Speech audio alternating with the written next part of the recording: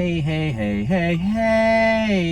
I was gonna do the radio thing, but I'll just sing instead and lose any potential listeners I ever had or watchers.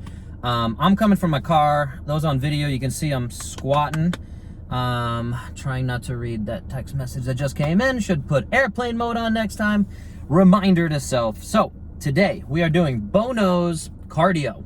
And I'm going to redefine a little bit of cardio. I think that during these times of crazy COVIDs, we are finding folks doing a lot of home workouts or not. And I want to redefine how we think about our kind of aerobic capacity and how that relates to health, and how that in the long term is also going to relate to our overall wellness and immunity. So that's another episode I kind of want to talk about, as there's a lot of people selling a lot of different things right now. And I want to, one of my goals here is to educate the consumer. So hopefully this helps you guys. And my favorite saying about cardio is hardio. And sorry to laugh at myself there, but it is one of my favorite sayings because as much as I like to work out, slow distance is kind of boring to me, and I think to a lot of folks.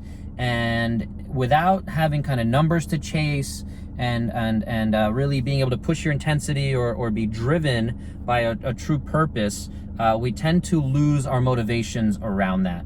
So with the best of intentions, we may go out and start running, and there's definitely benefit to that. So I want to come back to how we define, again, fitness and everything. So this is the idea with this episode.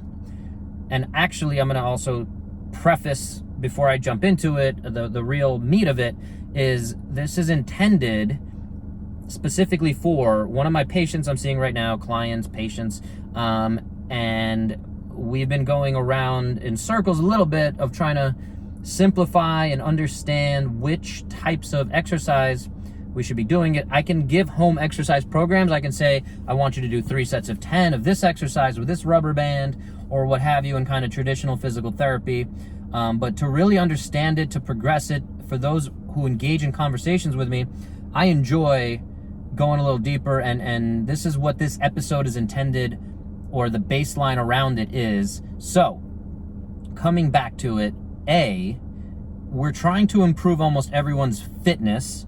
And we always want to make sure we're on the same page with how we define fitness to some extent. I think it's valuable. So if you have a different definition, I want you to leave it in the comments of wherever you're listening or watching to this.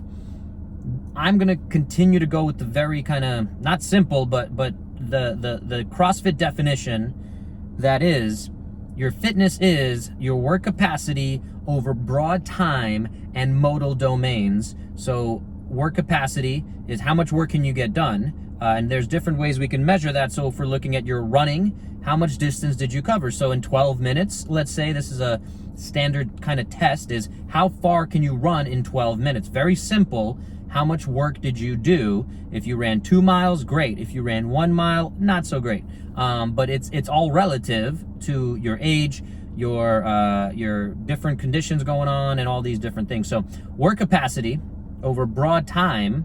So again, how much can you do in 1 minute or even 10 seconds? How much work can you get done? Which might be lifting a deadlift, right? A heavy weight. And for somebody who can max out at 200 pounds versus somebody who can max out at 400 pounds, that's a significant difference in the amount of work being done. So very short kind of time domain versus maybe over the course of an hour, how much work can you get done? So now we're talking about more endurance kind of concept. So coming back to that. So broad time, work capacity, and modal domains, again, to the examples I just gave is, running, swimming, biking, lifting weights, standing on your hands, gymnastics kind of thing. So changing up how we measure it, and it shouldn't just be defined in a narrow viewpoint. So again, triathletes are fairly fit, right? They can bike really long, swim really long, run really long. But if we test them on push-ups, pull-ups, deadlifting, that kind of thing, we're going to see some gaps in their overall fitness. So this is kind of the broad way that CrossFit looks at things and looks to fill in gaps and to say, hey, like, where are your biggest weaknesses? That's what we want to start to address. So coming back to someone who just had heart surgery, okay, and their overall endurance is relatively limited, and we want to help them build up their endurance. I want to quickly define the difference between stamina and endurance, and this is going to be more kind of lay version of it. So stamina is kind of more isolated. So if I'm doing maximum push-ups, right, and I just do push-ups and I get to 20 and my arms start to get pretty tired, that becomes a limit, or that's where my stamina becomes a problem. It's not really my endurance of push-ups. That's not the way we talk about that. So endurance has more to do with your lungs, your ability to bring oxygen into your body, push carbon dioxide out of your lungs, to turn that oxygen into energy in your body and continue that whole process. And so when you're short of breath, which we're seeing now with some of this COVID conditions, those getting, getting the infection, the virus, and recovering from it, as well as just folks who are what we call deconditioned, right? So that's the endurance being the limiter. And now, obviously, if I do that maximum push-up test, it might affect my breathing, but we need to be able to distinguish kind of where that goes. So that's why some of this is important. Now, let's jump over to variance. So in CrossFit, again, we talk about constantly varied fitness, but the idea is we want to have as much methodology and thinking behind the variance, not just random variance. And that's an important distinction, I think, also. So when it comes to variance in your exercises, it's important that there's, again, it's good to have a coach who can put these things in some kind of order for you. But it is valuable, I think, to have consistency first and foremost. So if you're doing 30 minutes of exercise 3 times a week, great. And then if we can increase that slowly but surely, that's ultimately going to help us build up our overall fitness. Okay, so variance being, hey, maybe it's a little bit more efficient if instead of 3 30-minute walks or 3 30-minute jogs as we get a little fitter, we're going to change up and let's stick to that 3 concept. And so the first one, we're actually going to make it 5 minutes of doing a lot more work. So kind of more short. So a shorter duration, higher intensity bit. And again, that has to be personalized for each folk I'm working with. I don't think that was a proper way to use those words, but I'm going to go with it. So short 1, medium 2. So instead of a 30-minute workout, now we're talking about maybe a 15-minute workout that you're seeing if you can, again, increase the intensity a little bit and maybe, again, vary up instead of just jogging or elliptical or what have you, or Peloton, vary up what it is you're doing in each of those workouts. And then the third one can be that longer one. So normally if we're doing 30 minutes, maybe we push it up to 32 minutes, 35 minutes, whatever it is. So that's the basic concept. And this is, again, specifically for my my client guy here that I'm not going to say his name for various privacy reasons. But this is what I want him to get out of this is we're going to take that concept of kind of short and intense, medium intensity and time, and then longer time with a lower intensity. Okay, so those are the 3 basic concepts we want to mix in. How are we going to do that for him is on a shorter kind of concept scale. Is the short one, the quick one, the intense one, right? We'll stay there. Is 5 seconds of something that's really gonna get him going. So if he can get his heart rate up in 5 seconds, he just had heart surgery, can't really use his arms a lot. So we actually want to start to build up that whatever intensity is for him. This is where we come back and we're gonna step away from these 3 types of workouts is intensity. So RPE, rate of perceived exertion, is something that's important to have that communication back and forth with your therapist or coach or personal trainer or whoever's working with you to say, hey, at the end of that set, each set we can even look at and say you did 5 seconds of work. The goal is to have it up towards out of 0 to 10, 10 being maximum intensity. The goal is to get closer to there. Now, because he had a heart surgery, we might not be pushing that high, and that's a conversation we're going to have. And the more understanding he has around that, of, hey, we want to get to like a 6 or a 7 or even an 8, that's comfortable for you.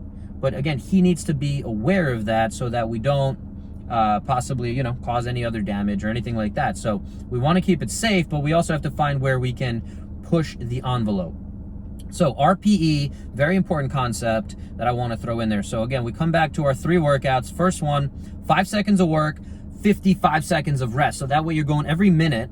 It allows you enough time to feel fully recovered. But then in the next bout, the second minute, this EMOM concept, every minute on the minute, you're going to keep going and pushing and see how long you can sustain that. So if you're truly getting a good amount of intensity within that 5-second window, with enough recovery in the 55-second window, and this is something else real quick, I'm going to jump over here, is the rest time is another major measure of your fitness that doesn't quite, it goes in with the way we're talking about how much work can you get done over the course of a 30-minute workout. So, but it's also about how well can you recover and rest. So if you do 5 seconds, you get your heart rate relatively high. Can you get it fully recovered in 55 seconds? As we get fitter down the line, can you do that 5 seconds of intensity, or even 7 or 10 seconds of intensity, and then get yourself fully recovered or relatively recovered in down to 40 seconds or 30 seconds. So the fitter we get, the more we're going to play with those numbers. And again, the better of an understanding we have around this. That is why I am rambling on. Hopefully not too rambly, and hopefully this is making some sense. So that first one, 5 seconds of intensity, 55 seconds of rest, and we're gonna see if we can do that for 5 rounds. All right, at that point, there's this thing called minimum effective dose, MED. So if we are, if we do 5 rounds of that, that might be all we need to do. Doing 10 rounds might not benefit us. And that's, again, something that we need to keep figuring out and communicating on, of where the magic of this all is. And there is science around this all, but at the same time, there's so much individualization, and some of these concepts are just relatively, I don't want to say they're new, because they're not new, but there just isn't enough research around it. So we come back to our first one, that short, intense version. Let's talk about the last one, the longer, intense version. So that might be 45 seconds of some kind of work, whether it's just walking. For some of these patients I'm seeing right now, again, recovering from COVID, recovering from heart surgery, 45 seconds of walking, you know, that might be a 6 out of 10 for them, where for some of us it's a 2 out of 10. And that's okay. And it's, again, that's why we need to keep having these conversations. And then 45 seconds of walking, we want to keep it relatively low intensity. So even 6 out of 10 might be too much there. And then we do 15 seconds of recovery. And can that be enough for you to recover, to feel like the next 45 seconds is relatively fresh and you can sustain those efforts? So one little caveat I'll throw into this is, if you're doing something like walking, or if you're on a machine that tells you exactly how many meters or feet you've covered on a bike, on a rower, any of that, you can see if your efforts are also producing the same amount of work, and how long can you maintain those results. So whether, let's bring it back to push-ups to make it a little bit simpler. If I'm giving you 45 seconds to do as many push-ups as you can, and you're able to get 20 push-ups for the first 3 rounds, and then you quote unquote hit a wall on the 4th round and you only get 6 push-ups, that might be the time to stop. So these are all, again, very complicated concepts that I'm trying to simplify more or less. So we have our long workout, and again, that might be 1 minute of walking and 2 minutes of rest. So we need to keep playing around with how much rest time we need and how that fits into your grand scheme of fitness, all right? And then there's that medium workout. So let's go back to our original one of, we have our 5-minute, 30-minute, and our 15-minute workout. So this is the medium one. If we're doing 3 workouts throughout the week, and maybe we're doing 6 workouts and you're doing 2 short, 2 medium, and 2 long. We need to continue to modify and figure out what works for your schedule, as well as your overall energy and healing and recovery. So that medium one, I like 30 seconds of work, 30 seconds of rest. That's a good one to play with. And again, you want to be at a sustainable energy level and intensity level. So that's one that I really like to do. And I'll do 5 rounds of that, and I'll do that for about 25 minutes. This is me personally. I like to prescribe that, and maybe we're doing a 15-minute version of that. So you're doing 5 different moves. So we're not limited by stamina. So again, it's, you do some push-ups for 30 seconds. It's hard for you to get to a full failure point if you're doing, you know, that 30-second window. And that's where we keep playing with this. I'm not even going too far in depth on there's aerobic, there's anaerobic, there's glycolytic pathways, all these crazy fancy words that we can really geek out on, that maybe I'll have, those interested, we can do a deeper dive with someone who gets these concepts a lot better and can speak into a much deeper version of this. But I'm going to simplify it here. I'm going to end it here. I wanted to hopefully get something out of this, that this is a simple-ish framework for how I think most folks' fitness plans should be structured.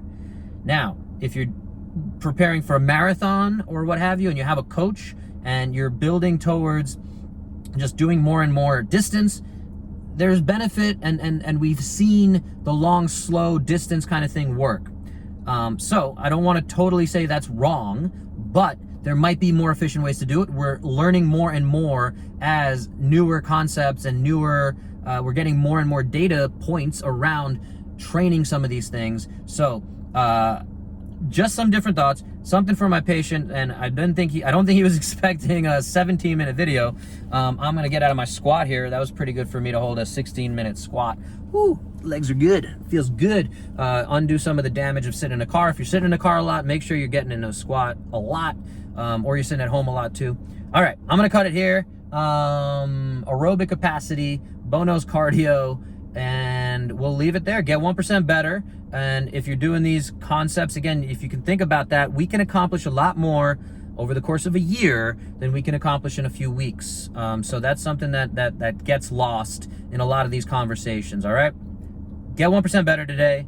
I hope you got something out of this. I know I did, just walking through it. It's good to get these concepts down for me too. So hopefully we're both benefiting, and I will see you guys soon. I hope Groot didn't bother you too much here, and have an awesome day. Get 1% better.